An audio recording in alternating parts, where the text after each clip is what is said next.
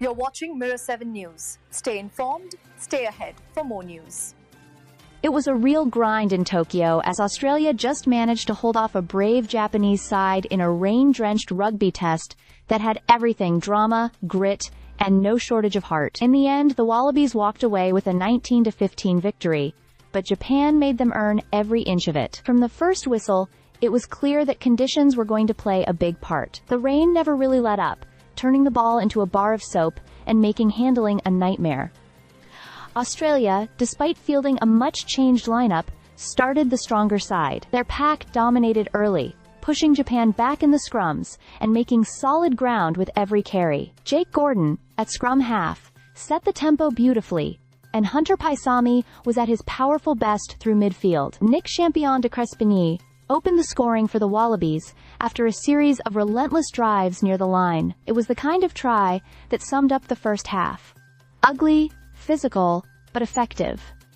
Japan, though, never stopped fighting. Lee added a penalty to get them on the board, but Australia struck again through Josh Fluke after a slick move from the backs that showed glimpses of the visitors' attacking potential. By halftime, the Wallabies led 14-3 and looked in control, though their missed chances and 2 injuries to key forwards kept things from feeling comfortable. The second half, however, was a different story.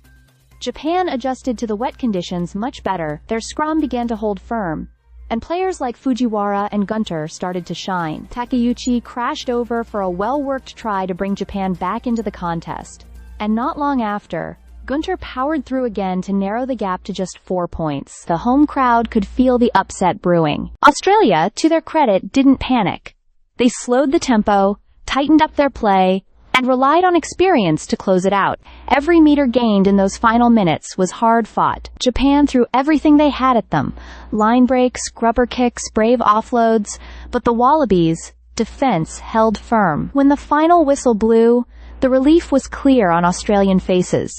It wasn't pretty, but in the driving Tokyo rain, it didn't need to be. For Joe Schmidt's side, it was a confidence-building start to their spring tour. For Japan, it was another performance that proved how far they've come, and how close they are to beating one of rugby's traditional powers.